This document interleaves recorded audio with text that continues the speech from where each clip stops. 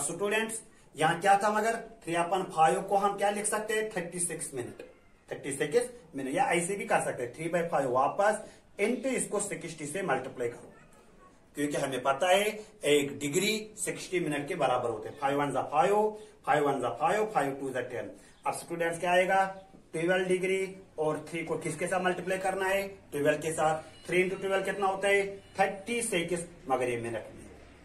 अब स्टूडेंट्स इसके बाद क्वेश्चन नंबर 5वां देखते हैं।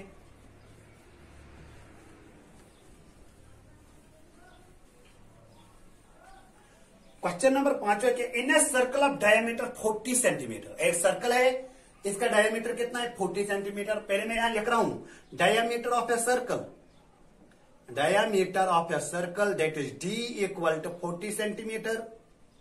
इसके बाद हम डायमीटर को रेडियस निकाल सकते हैं, radius that is R equal to 20 centimetre. Diameter का हाफ रेडियस होता है। The length of a chord, पहले मैं यहां रेडियस को डालू, ये रेडियस है 20 सेंटीमीटर। इसके बाद the length of a chord 20 centimetre. अब इस सर्कल पर कॉर्ड डालना है। अब देख लेना सर्कल पर मैं कॉर्ड कैसे डालूं। मैंने पॉइंट यहां भी निकाला, यहां भी निकाला। कॉर्ड क्या होता है, कॉर्ड वो लाइन सेगमेंट होती है जो सर्कल को 2 पॉइंटों पर इंटरसेक्ट होता है, ये मगर लाइन सेगमेंट होना चाहिए। लाइन सेगमेंट और ये लाइन में क्या फर्क है, लाइन में कोई एंड पॉइंट नहीं होता है और लाइन सेगमेंट में 2 एंड पॉइंट्स होते हैं। अगर मैं ये लाइन सर्कल पर डालूं, अब ये कॉर्ड नहीं है, ये सीकेंट है। अगर मैं ये लाइन सेगमेंट सर्कल पर डालूं तब तो ये कॉर्ड बनेगा। लाइन सर्कल पर डालो सीकेंट बनता है, लाइन सेगमेंट सर्कल पर डालो कॉर्ड बनता है। अब स्टूडेंट्स ये भी रेडियस है 20 सेंटीमीटर और लेंथ ऑफ कॉर्ड कितने 20 सेंटीमीटर। स्टूडेंट्स सर्कल के अंदर आप देखो ओ ए बी, ये ट्रायंगल बना, इस ट्रायंगल के तीनों साइड्स बराबर है।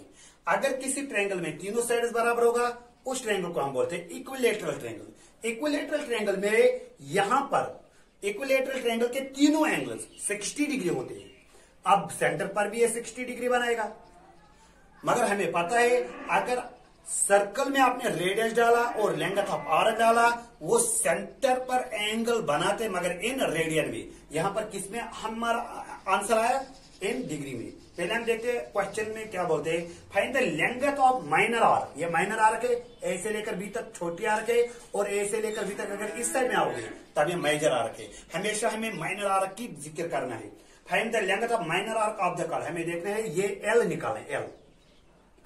हमें स्टूडेंट्स पता है जब भी आपको या थीटा निकालना है या लेंथ ऑफ आर्क निकालनी है या रेडियस निकालनी है, सर्कल में इनको रिलेशन है। क्या रिलेशन है, थीटा बराबर होता है length of an arc divided by radius of a circle, theta equal L divided by R. मगर ये थीटा क्या होता है, ये थीटा इन रेडियन मेजर में होती है।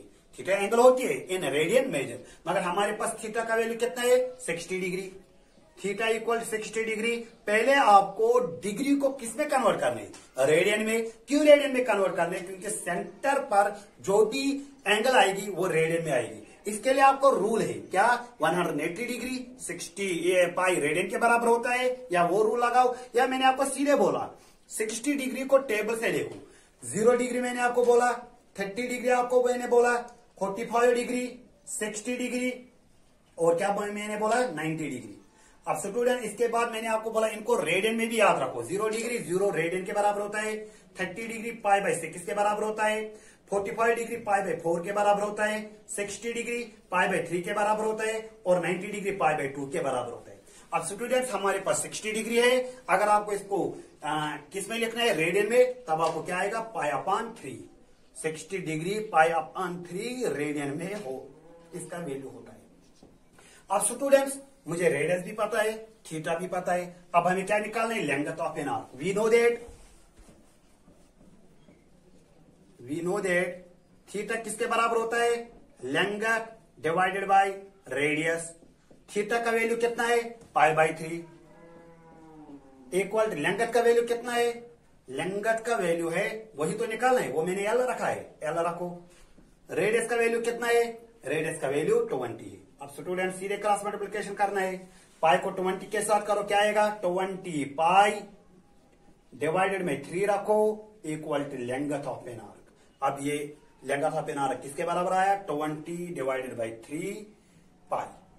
अब इसके बाद लास्ट क्वेश्चन बचा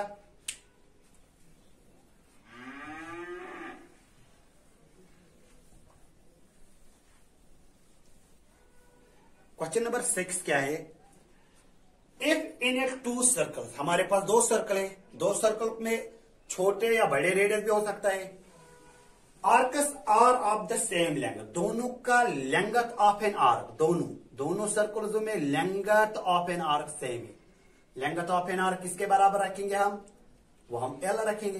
पहले सर्कल में भी लेंथ ऑफ आर्क एल मानना है, दूसरे सर्कल में भी लेंथ ऑफ आर्क एल माने। क्यों? क्योंकि ये क्वेश्चन बोलता है दोनों सर्कल्स का लेंथ ऑफ आर्क सेम है। सबटेंडेड एंगल 60 डिग्री, पहला वाला सर्कल सेंटर पर 60 डिग्री बनाता है।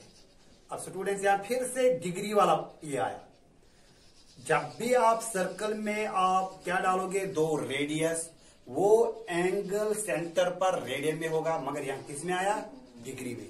हमें पहला काम क्या करना है, डिग्री को हमें कन्वर्ट करना है रेडियन में। दूसरा सर्कल है वो थोड़ा बड़ा ही होगा इसे, क्योंकि इसने एंगल कितना बनाया है 75। ये दूसरा सर्कल है 75 डिग्री। अब स्टूडेंट्स इस सर्कल का हम रेडियस R1 मानेंगे, R1, इस सर्कल का रेडियस हम R2 मानेंगे। अब क्या बोलते हैं, दोनों सर्कल्स में जो ये लेंथ ऑफ आर्क है, ये दोनों सर्कल्स का सेम है L। अब क्या क्वेश्चन बोलते हैं, if in 2 circles arcs of the same length subtended angle 60 degree और 75 degree at the centre, find the ratio of the radius. आपको रेशियो निकाले R1 अपन R2 निकाले, तो फाइंड हमें क्या निकालना है R1 और R2 का रेशियो मीन जहां डिवाइड होता है R1 डिवाइडेड बाय R2, या कभी कभार हम R1 इज टू R2 भी लिख सकते हैं, ये हमें निकालना है। स्टूडेंट्स सर्कल में ये L है, जो छोटे वाले सर्कल का L है और बड़े वाले सर्कल का L है, दोनों बराबर है। Length of first circle equal to length of second circle. फिर हमें पता है रिलेशन क्या होता है, theta equal L divided by R। अब हम यहां से पहले L देखेंगे, L का वैल्यू क्या आएगा, L equal to theta R। मगर आपको पहले ये थीटा पता होना चाहिए और R पता होना चाहिए। रेडियस तो हमें पता है, रेडियस हमने क्या रखा है R1 और दूसरे में क्या रखा R2। और जो ये थीटा है, थीटा पहले 60 डिग्री है, हमें 60 डिग्री को किस में कन्वर्ट करना है रेडियन में। दूसरे में 75 है, ये किस में कन्वर्ट करना है रेडियन में। पहले मैं यही काम करूं, मैं 60 डिग्री को कन्वर्ट करूं और 75 डिग्री को मैं कन्वर्ट करूं, ये 2 चीजें मैं पहले करूं। अब स्टूडेंट इसके लिए क्या रूल है, 180 डिग्री किसके बराबर होता है, पाई रेडियन के बराबर। 1 डिग्री किसके बराबर होता है, पाई डिवाइडेड बाय 180। अब जब मल्टीप्लाइंग बोथ साइड में क्या करना पड़ेगा 60 डिग्री, लेफ्ट हैंड साइड में भी 60 डिग्री से मल्टीप्लाई करो और राइट हैंड साइड में भी 60 डिग्री से मल्टीप्लाई करो। अब सीधे कसर करना है, 0 0 काट, 6 1 जा 6 3 जा, पाई अपान 3 आया 60 डिग्री का वैल्यू। अब सेंटर पर ये पाई अपान 3 बनाता है, पाई अपान 3 रेडियन। अब मैं पहले 75 डिग्री को भी किस में कन्वर्ट करूं रेडियन में। इसके लिए भी यही लिखना है, पहले we know that 180 degree equal to pi. फिर क्या करना है 1 degree equal to pi upon 180 degree. Multiplying किससे करना है 75 से। मल्टीप्लाइंग बोथ साइड्स बाय 75, तब आएगा 75 degree equal to 75 into pi divided by 180। अब कसर काटना है, 5 1 जा 5, 5 5 जा 25, 5 3 जा 15, 5 6 जा 30। अब यहां 3 5 जा 15, 3 1 जा 3, 3 2 जा 6, क्या आया 5 पाई अपान 12। ये सेंटर पर कितना एंगल बनाता है 5 पाई अपान 12। थीटा हमें दोनों का पता है और लेंथ दोनों का सेम है। हमें रेडियस निकालें, R1 को R2 के साथ रेशियो निकालें, ये वाला काम हमें करना है। अब स्टूडेंट्स इसके लिए क्या करना है, length of first circle equal to length of second circle के बराबर होगा। मैं यहां लिखू ये length of first circle equal to length of second circle. ये क्यों मैंने लिखा है, क्वेश्चन ही बोलता है 2 सर्कल में इनका length of an arc same है, रेडियस डिफरेंट है, एंगल डिफरेंट है, मगर इनका लेंथ ऑफ आर्क, जो ये वाला लेंथ ऑफ आर्क पहले सर्कल में है वो इस वाले के बराबर है, इसलिए मैंने लिखा है यहां में लिखूंगे वो ये अब स्टूडेंट्स अगर एल एल के बराबर है, length of arc equal to length of arc, L किसके बराबर होता है, थीटा आर। मैं यहां लिखूं theta R1 equal to theta 1 रखेंगे क्योंकि यहां अलग एंगल बना है और यहां अलग एंगल बना है। Theta 1 R1 equal to theta 2 R2। अब स्टूडेंट्स हमें क्या काम करना है, हमें R1 और R2 का रेशियो निकालना है। मैं R1 को R2 के साथ डिवाइड रखूं, R1 में इसको शिफ्ट करूं, ये बनेगा R2। यही तो हमें काम करना है। वो किसके बराबर आएगा, थीटा 2 डिवाइडेड बाय थीटा 1।